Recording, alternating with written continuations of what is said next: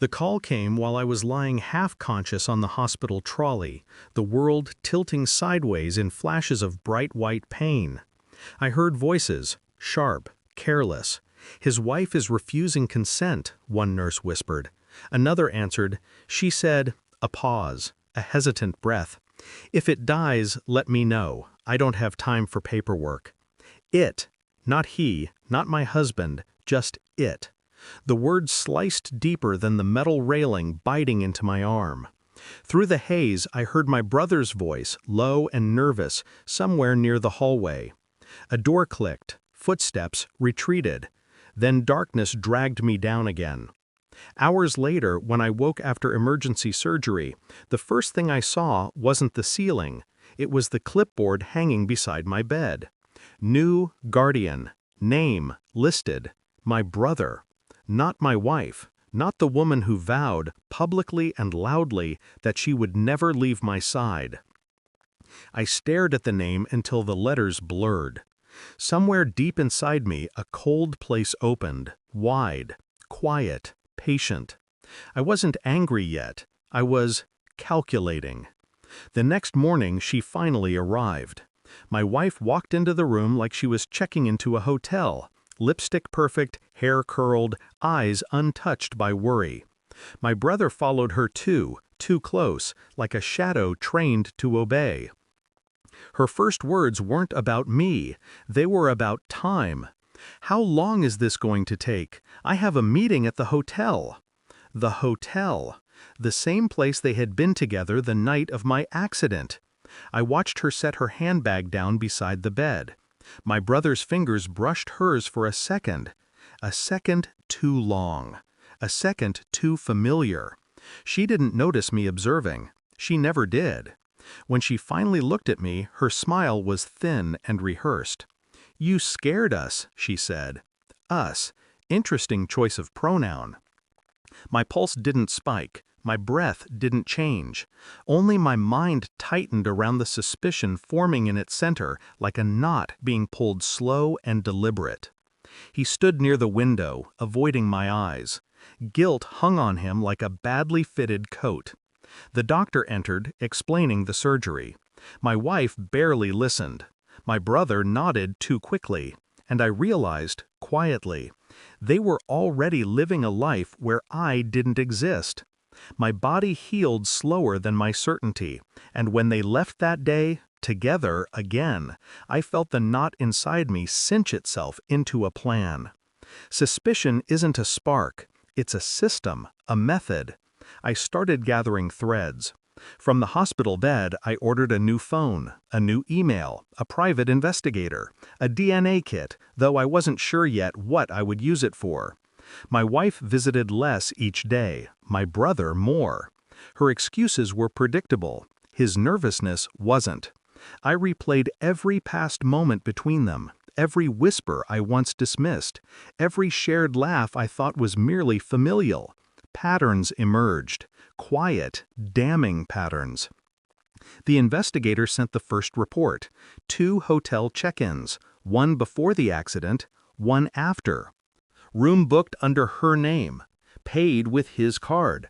The photos arrived next, grainy but unmistakable. Her hand in his head bowed close to her shoulder. I stared at them until my eyes dried out. No tears, just clarity.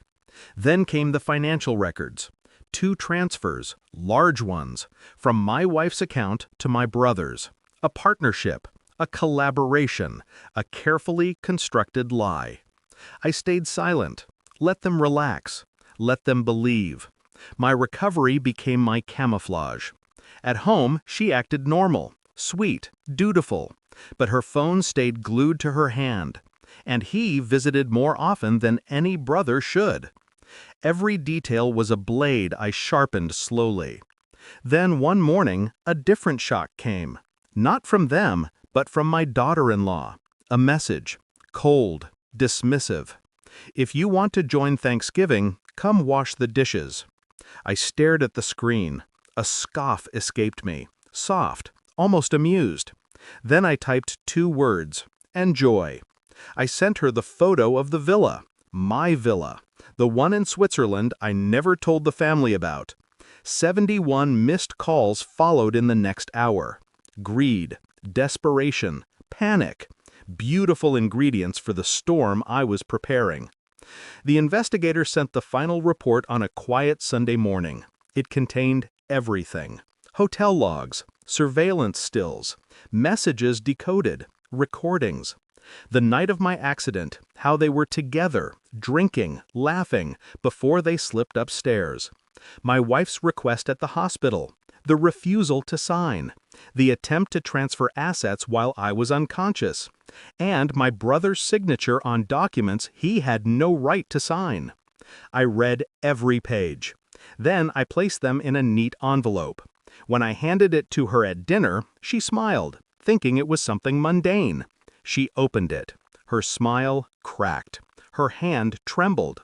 The color drained from her face like someone had pulled a plug inside her.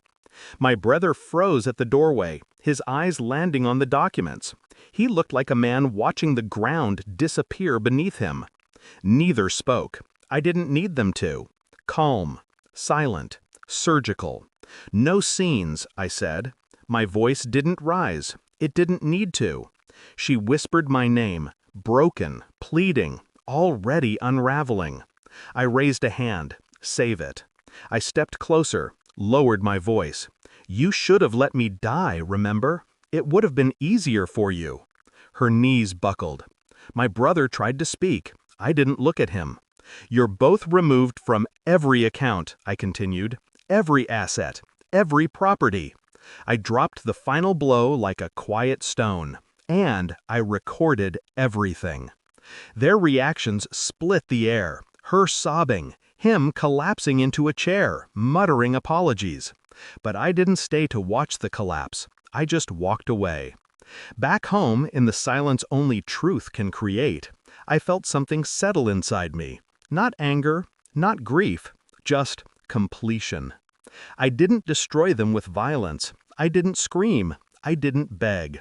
I simply handed them the truth, and they destroyed themselves.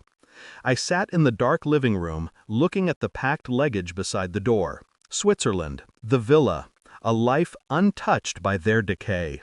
I exhaled slowly. For the first time in years, the air didn't burn. I locked the door behind me without looking back. Some endings don't echo. They just close. Quietly, completely, finally. And mine did.